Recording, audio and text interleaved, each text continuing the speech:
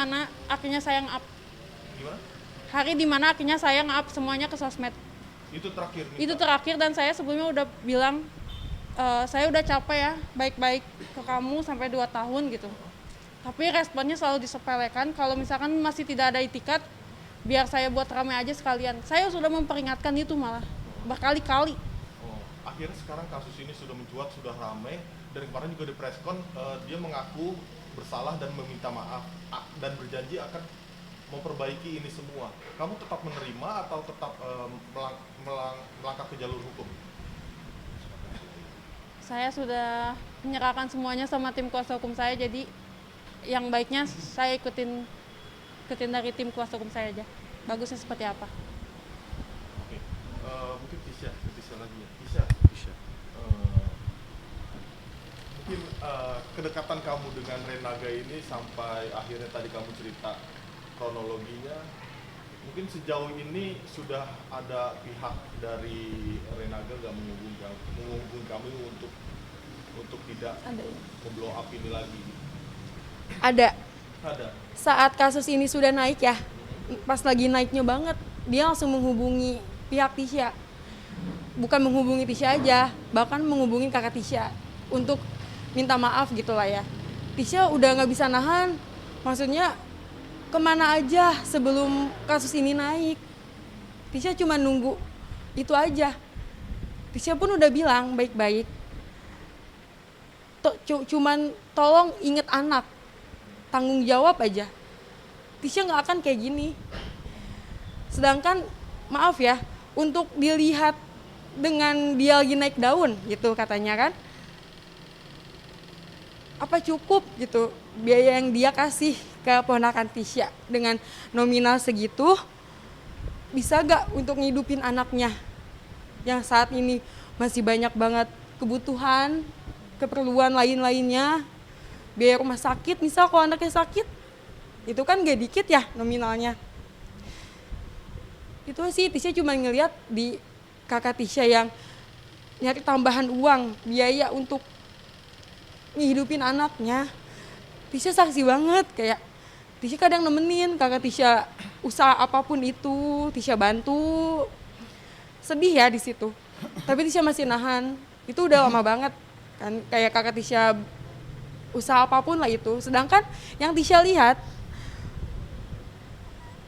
suami kakak Tisha ini malah enak gitu hidupnya, malah asik gitu di media sosial, masih happy gitu. Kayak Tisha cuma butuh keadilan untuk ponakan dan kakak Tisha, itu aja.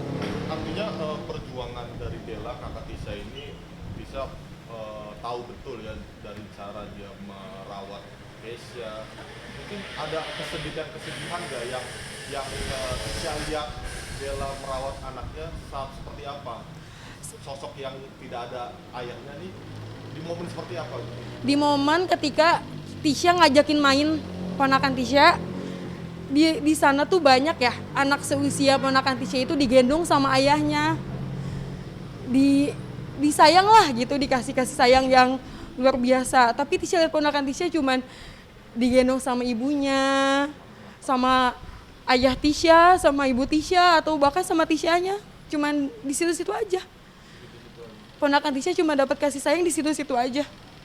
Tapi kabarnya juga katanya Kesha mengenal sosok ayah dari Tisha. Betul, gitu ya? betul. Ada cerita apa tuh soal Tisha nggak tahu ya gimana dia bisa mengenal ayahnya, cuman emang kita tidak menutup kemungkinan untuk kenalin dia wujud ayahnya tuh kayak gimana gitu kan.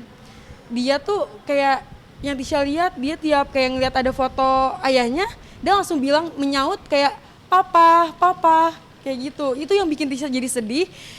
Apa ikatan batin ya, mungkin emang dia ngeliatnya juga papa kayak ini gitu. Dia nyaut papa gitu. Setiap misal ada di TV gitu, dia suami kakak Tisha ada di TV, pasti aja ponakan Tisha bilang papa gitu. Itu ada papa gitu. Tapi mama papa sendiri bentuk dukungannya seperti apa sih ke kalian? Untuk dukungan pihak Tisha, keluarga Tisha itu sangat mendukung banget ya. Merangkul kakak Tisha di keadaan kakak Tisha lagi jatuh, lagi susah ngurus anak, kita saling bantu. Misal ketika kakak Tisha sakit, yang ngegantiinnya ada ibu Tisha atau Tisha gitu. Misal ketika Tisha lagi sibuk kuliah, Tisha titipin ke mama Tisha. Kakak Tisha kan lagi sakit ya, mungkin emang lagi nggak bisa kecapean gitu aja. Jadi yang ngasuhnya itu selalu ganti-gantian di pihak Tisha, selalu itu aja. Oke, ke Dela lagi. Dela, kita mau tahu kondisi Keisha saat ini seperti apa? Kondisi Keisha baru sembuh dari sakit beberapa hari kemarin. Memang badannya lagi kurang enak badan gitu. Kurang enak badan. Katanya suka rewel ya? Iya, dari semenjak saya up kasusnya, itu menurut saya ya, rewelnya tuh beda gitu. Rewel yang nggak ada apa yang dia mau, saya nggak ngerti gitu. Terus dia juga kadang sering tiba-tiba bilang, "Mama jangan berantem." Bahasa dia tuh mama no atem gitu. Oh, sudah menyampaikan itu? Iya, tapi saya nggak ngerti, maksudnya menurut saya mungkin ngelihat saya ngobrol sama adik saya atau gimana, mungkin berantem gimana. Tapi kadang kita nggak lagi ngobrol apa-apa, dia tiba-tiba ngomong, "Mama no atem." Padahal tidak pernah diajarkan untuk mengerti hal Iya. ini ya. Itu naluri seorang anak kepada orang tua ya. Ya, mungkin. Gimana mungkin melihat nasib anak kamu akhirnya di bahasanya tidak dipertanggungjawabkan sama ayah, seperti apa? Ya sedih, sakit hati gitu. Maksudnya kalau memang dia bermasalahnya sama saya gitu, dia udah nggak sayang atau nggak cinta sama saya, ya saya terima nggak apa-apa. Tapi kan ini anaknya gitu, anaknya juga kan selain butuh materi, butuh kasih sayang lah gitu. Anak gue. Jadi intinya butuh kasih sayang ya, kasih sayang seorang ayah juga ya. Usianya Iya. sekarang 2 tahun, 5 Juli. Tanggal 5 Juli 2 tahun. Tanggal 5 Juli. Terakhir kali dia mendapatkan kasih sayang ayahnya mungkin 1 tahun yang lalu. Itu juga kan kayak jarang-jarang, nggak intens gitu. Tapi 1 tahun lalu di hari ulang tahun Keisha yang pertama itu ya hadir. Enggak, karena kita kan ribut sebelum ulang tahun dia. Ada pembahasan juga tentang ulang tahun yang akhirnya nggak terwujud juga. Ya terwujud dengan bantuan keluarga saya akhirnya. Soal keributan mungkin boleh spesifik nggak sih keributannya ini pemicunya karena apa? Mungkin karena belakangan ini kan ada mencuat kabar bahwa ada pihak orang ketiga. Dela, seperti apa sih?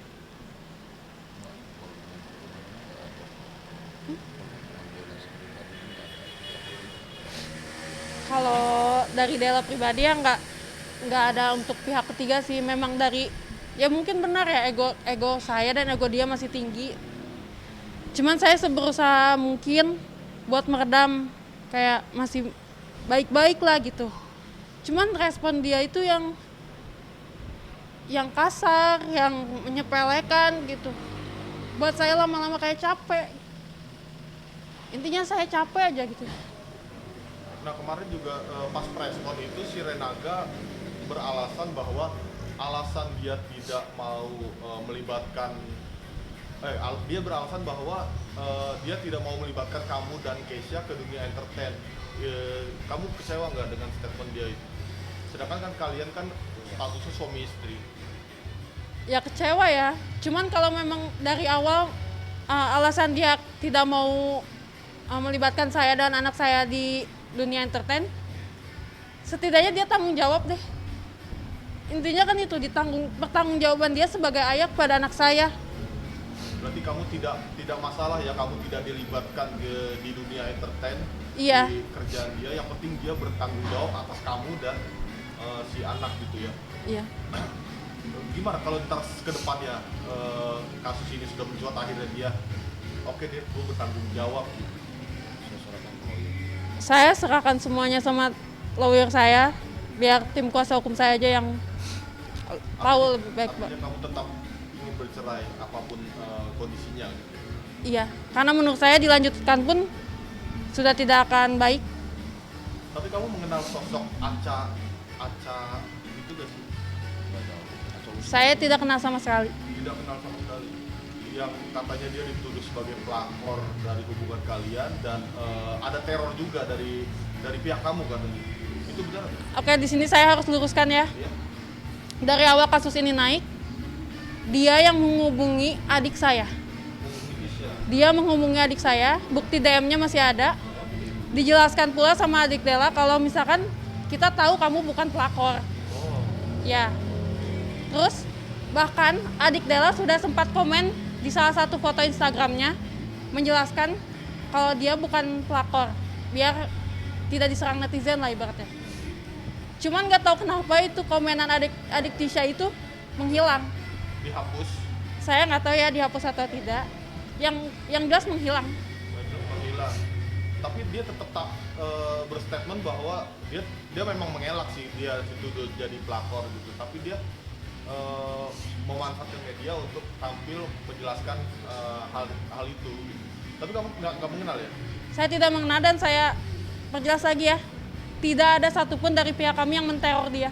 Tidak ada. Sudah saya pastikan itu karena kami masih punya bukti DM Instagram antara adik saya dengan pihak Aca ya. Oke bang, mungkin langkah ke depan bang, untuk kasus ini abang punya langkah apa? Langkah hukum bang?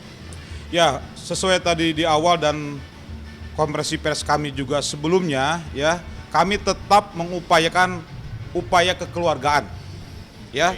Tetapi harus kami spesifikkan, ya, dengan draft poin-poin kesepakatan bersama yang sudah kami siapkan, ya, yang nanti harus segera dibahas oleh pihak Renaga dan keluarga dan segera untuk kita putuskan bersama. Di dalam ini sudah jelas semua proses ataupun semua poin-poin yang menjadi pertanggungjawaban, ya, Renaga terhadap klien kami dan keluarga, terutama klien kami Dela dan juga anak, ya. Jadi bila mana poin-poin kesepakatan ini, ya, andaikan tidak dapat disepakati, ya, tidak terjadi kesepakatan, tentunya kami sudah membahas dengan pihak klien, ya, dan juga keluarga besarnya untuk lakukan upaya hukum.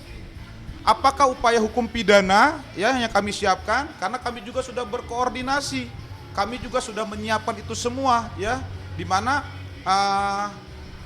tim kami juga sudah menyiapkan untuk membuka laporan, ya, pidana di Polresta Kota Bogor. Kemudian selain upaya pidana mengenai hak-hak hukum dari klien kami Dela dan juga anaknya, ya, tentu kan ada mekanisme hukum, ya. Kita meminta kerugian, ya, material ataupun imaterial dari apa yang sudah pernah selama ini diterima oleh Dela dan anaknya dan juga keluarga, gitu loh. Apakah nanti kita lakukan gugatan perdata kepada Renaga dan sebagainya, itu sudah pasti kami pastikan itu akan kami lakukan segera. Oke. Tapi rincian ini sudah bisa di up ke media bang? Rincian dari yang abang buat itu untuk kesepakatan ke Renaga? Ya, salah satunya adalah rincian kami yang tadi disampaikan oleh klien kami adalah mengenai data diri. Ya, bayangkan oleh kita semua adalah kita juga adalah orang tua dari anak-anak kita, ya. Ketika terjadi hubungan perkawinan, ini kan bicara keluarga besar, keluarga perempuan dan keluarga laki-laki, dan itu kan data dirinya ada. Kami ini nggak habis pikir gitu loh, ya, dengan alasan yang begitu mudah disampaikan, tetapi senyatanya dampak hukumnya itu kepada anak klien kami. Ini kan presiden nggak baik gitu loh untuk masyarakat kita, terutama yang terjadi di Kota Bogor. Ternyata ada loh di warga Kota Bogor gitu kan yang tidak memiliki akte kelahiran, Mas, tetapi punya buku kawin resmi menikah negara gitu loh. Oh, ternyata apa? Syaratnya ini tidak dipenuhi. Salah satunya apa? Data diri seorang ayah. Ini di poin kami sampai kami sampaikan, ya. Dan ini kan anaknya perempuan. Sampai di usia yang cakap 21 tahun ke atas dan atau sudah menikah, itu kan berdasarkan undang-undang tanggung jawab seorang bapak. Siapa bapaknya? Adalah Renaga. gitu loh. Ini harus kita pikirkan bersama. Poin-poin kesepakatan ini jelas memenuhi gitu loh, ya, untuk agar Renaga bertanggung jawab baik materi, imaterinya seperti itu. Coba berapa nilai kasih sayang, merawat, melindungi, menjaga, mendidik seorang klien kami, seorang ibu itu 2 tahun tanpa ada nilai kasih sayang dari seorang bapak. Ini kan sangat kurang etis gitu loh, ya, kurang baik Mas. Ya, kami berharap ini tidak terjadi lagi gitu loh di masyarakat kita, terutama ya warga Kota Bogor. Ini warga Bogor gitu kan yang ternyata terjadi gitu loh. Nah, ini yang kami sangat tekankan kepada pihak Renaga agar betul-betul menyikapi ini dengan serius, ya. Jadi upaya kekeluargaan yang kami dahulukan, ya, seperti di awal kami lakukan konferensi pers, itu tetap kami patuhi dengan baik. Kami, apa yang sudah disampaikan oleh klien kami Della, hubungan perkawinan mereka oke-oke saja, silakan bebas. Hubungan perkawinan mereka akhirnya tidak cinta lagi, tidak sayang lagi, nggak apa-apa, ada mekanisme hukum, ya. Apakah klien kami yang menggugat cerai, ataukah Renaga mengajukan permohonan talak, kan seperti itu. Tapi kami menjaga, kami menyampaikan kepada klien kami dan juga keluarga besarnya, ada anak, ini harus menjadi pegangan kita, ini harus menjadi tanggung jawab bersama, ya kan? Kita boleh emosi kepada klien kami sesama perkawinan mereka suami dan istri, tapi kan ada anak. Anak ini bagaimana pertanggungjawaban hukumnya seorang ayah dan juga ibu gitu loh. Nah, maka kami sangat menjaga ini dengan baik, Mas. Kami tuh menahan ini dengan baik gitu loh. Jangan sampai berpisahnya hubungan perkawinan, ya, tapi juga memisahkan seorang ayah atau ibunya dengan anaknya. Itu kami nggak mau gitu loh. Seperti itu, Mas. Oke, ini jika nanti seperti yang Abang bilang tadi, jika nanti kesepakatan ini tidak disepakati sama pihak Renaga dan Abang akan menempuh jalur hukum laporan pidana dan Renaga akan terseret kasus hukum pidana dan ditahan, apa bukan akan memisahkan Renaga dengan anaknya dan istrinya juga? Ya, tentunya kami sudah memperhitungkan, mempertimbangkan dan juga membahas ini dengan dalam. Ya, kami mengeluarkan statement ini tanpa dasar itu tidak boleh. Ya, tentunya dalam proses hukum atau asas hukum pidana tadi kan ada ultimatum remedium, upaya terakhir yang bisa dilakukan untuk mendapatkan hak-hak hukum yang sama. Makanya dari awal, Mas, kami menyampaikan kami mendahului upaya kekeluargaan ini. Upaya hukum itu terakhir kami sampaikan. Tolong menjadi perhatian prioritas utama bagi Renada dan keluarga. Itu yang kami inginkan gitu loh. Kami kurang apa membuka ini dengan terbuka dengan baik. Bahkan kami dengan baik berkomunikasi langsung dengan Renaga. Itu baik kami menyampaikan. Tolong menjadi perhatian besar. Sebelum saya bilang kami menetapkan upaya hukum, gitu loh. Dan kami pastikan ketika kami melakukan upaya hukum tidak ada lagi perdamaian. Jangan disesali. Dan kami sudah pasti memastikan pertimbangan itu dengan baik, dengan matang. Selama ini 2 tahun, Mas, Della dan keluarga besar, papa dan mamanya cukup untuk bisa mencukupi kebutuhan. Meskipun mereka luar biasa, apa yang sudah disampaikan oleh adiknya Della, Tisha, dan juga Della, bagaimana perjuangan mereka. Mereka tetap mampu untuk bisa bertahan mencukupi kebutuhan anak, ya. Dan makanya kami ketika memastikan upaya hukum, kami meyakini klien kami dan keluarga mampu untuk terus untuk menjaga ini dengan baik gitu loh. Dan ini kehormatan keluarga, Mas. Itu poin dari kami agar ini menjadi perhatian dari Renaga dan juga keluarga, ya. Itu yang kami harapkan. Tapi bicara soal pertanggungjawaban dari pihak Renaga, ini kan kalau pertanggungjawabkan adalah nafkah. Berapa nominal yang pihak Della ajukan ke pihak Renaga? Nominalnya ya? Oke, salah satu poinnya adalah kebutuhan 2 tahun ke belakang. Oke, itu Ya. itu kan nafkah yang Nafkah 2 tahun ke belakang itu kan harus kami jelaskan. Ya, poin-poin di dalam kesepakatan. Audio Jungle.